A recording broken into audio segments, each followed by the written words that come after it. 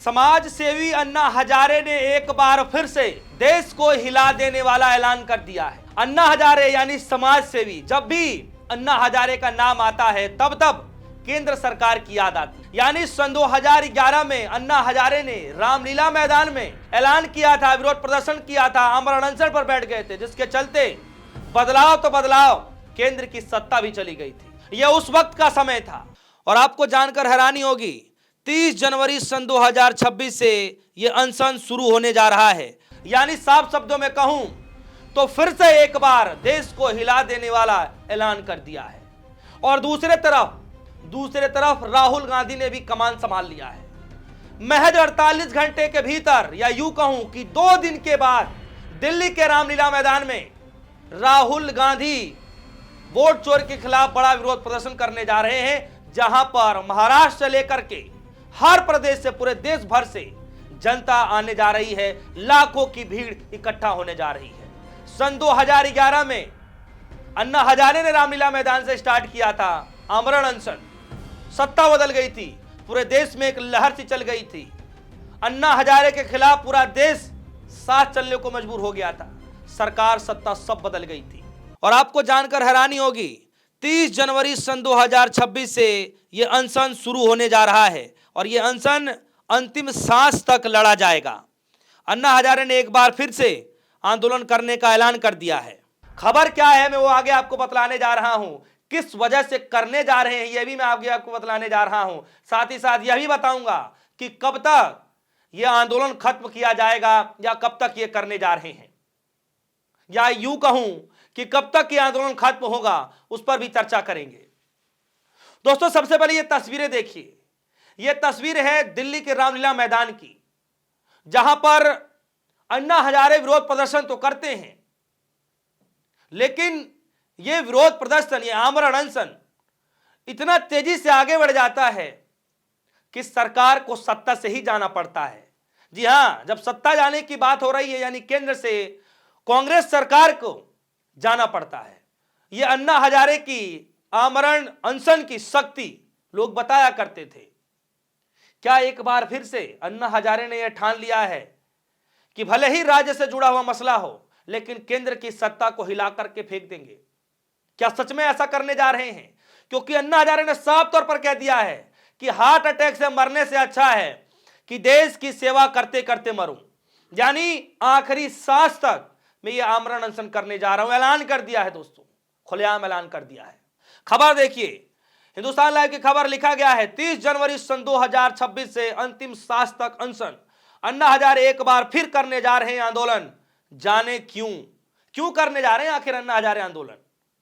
अब क्या दिक्कत हो गई, ऐसी क्या मजबूरी आ गई कि देश की सेवा करना चाहते हैं, राज्य की सेवा करना चाहते हैं, जिसके लिए वो आमरण अनशन पर बैठना चाह रहे हैं? सबसे पहले खबर देखिए। खबर में लिखा है, समाज सेवी अन्ना हजारे एक बार फिर से देश को हिला देने वाला ऐलान कर दिया है। 30 जनवरी सन 2026 से महाराष्ट्र के रालेगढ़ सिद्धि में आमरण अनशन पर बैठने जा रहे हैं। यह अनशन उनकी अंतिम सांस तक चलेगी। अन्ना ने मुख्यमंत्री देवेंद्र फडणवीस को पत्र लिखकर चेतावनी दी है कि अगर कानून तुरंत लागू नहीं हुआ तो वे प्राण त्याग देंगे, लेकिन पीछे नहीं हटेंगे। अन्ना हजारे कह रहे हैं इस बात को।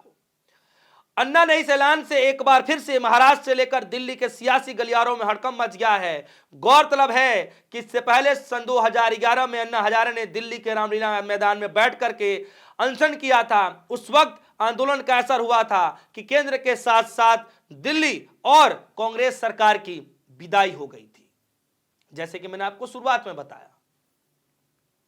अब यहां पर बात आता है कि ऐसी क्या मजबूरी आ गई कि अन्ना हजारे को एक बार फिर से उठना पड़ रहा है। अन्ना हजारे को एक बार फिर से तबीयत खराब होने के बावजूद भी आमरण अनशन पर बैठना पड़ रहा है। ऐसी क्या मजबूरी है?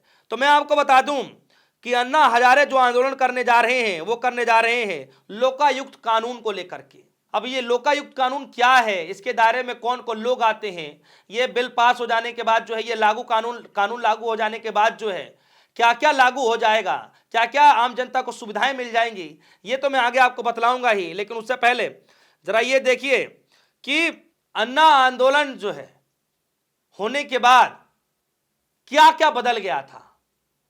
याद करिए कि दिल्ली के रामलीला मैदान में जब अन्ना हजारे आंदोलन कर रहे थे तो यह साफ तौर पर कहा गया था कि कोई राजनीतिक दल का उनको सहारा नहीं चाहिए, मंच पर कोई राजनीतिक व्यक्ति नहीं चढ़ेगा। लेकिन वहां से हुआ क्या था, बड़े बड़े नेता वहां पर पहुंचे थे, जो नेता आज बन गए हैं। आम आदमी पार्टी का जन्म भी उसी आंदोलन से हुआ, मुखिया अरविंद केजरीवाल साहब बनाए गए।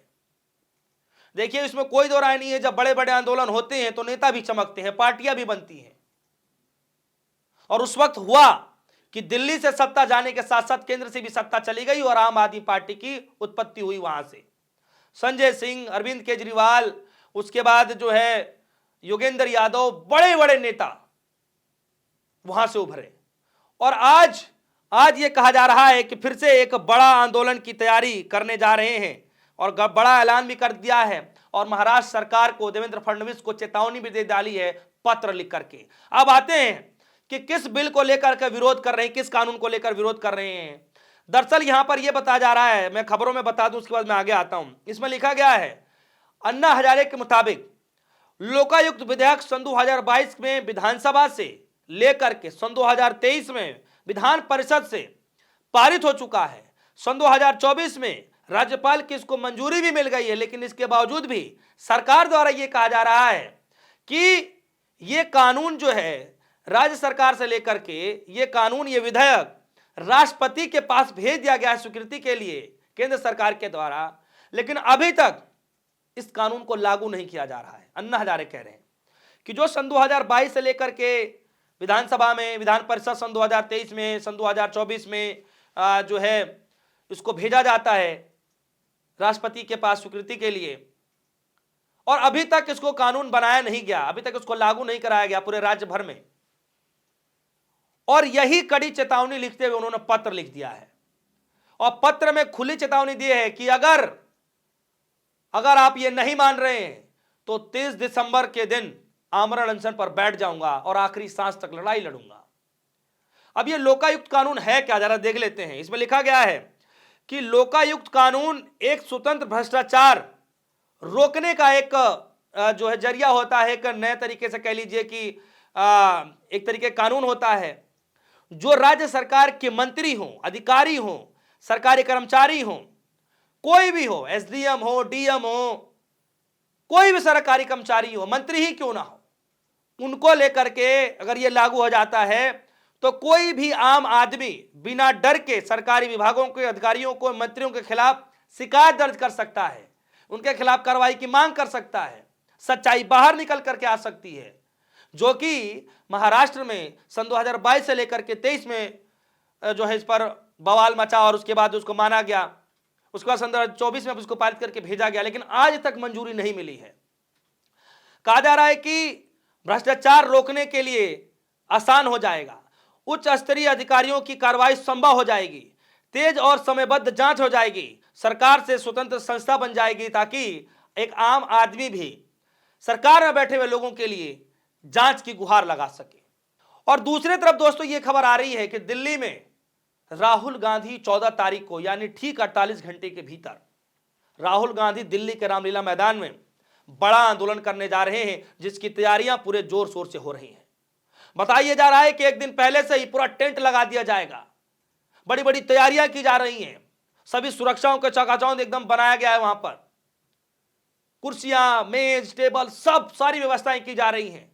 राहुल गांधी के साथ ये भी खबरें आ रही हैं कि विपक्षी पार्टी के कई नेता भी उस स्टेज पर सम्मिलित हो सकते हैं। गौरतलब है कि इससे पहले भी जब केजरीवाल साहब जेल में थे तब दिल्ली के रामलीला मैदान में एक बड़ा विरोध प्रदर्शन किया गया था, विशाल रैली की गई थी, जिसमें राहुल गांधी के साथ साथ प्रियंका गांधी, सोनिया गांधी, हेमंत सोरेन की वाइफ, उसके बाद अरविंद केजरीवाल साहब की वाइफ, और महाराष्ट्र की राजनीति से ताल्लुक रखने वाले, पश्चिम बंगाल की राजनीति से ताल्लुक रखने वाले जितने भी बड़े नेता हैं, चाहे अखिलेश यादव ही क्यों ना हो, सब उस स्टेज पर मौजूद रहे। और फिर से अब 14 तारीख को राहुल गांधी ने वोट चोरी के खिलाफ मोर्चा खोल दिया है।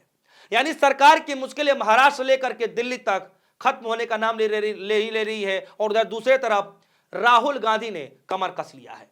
दोस्तों, इस खबर पर आपकी क्या राय है? क्या सच में केंद्र सरकार की मुश्किलें बढ़ने वाली हैं? क्योंकि मैदान में अब राहुल गांधी तो उतर ही चुके हैं, दूसरी तरफ अन्ना हजारे ने भी मोर्चा खोल दिया है। इस खबर पर आपकी क्या राय है? वीडियो कमेंट सेक्शन में जाइएगा, अपनी राय जरूर रखिएगा। फिलहाल के लिए दीजिए इजाजत, देखते रहिए सोनी न्यूज़। धन्यवाद।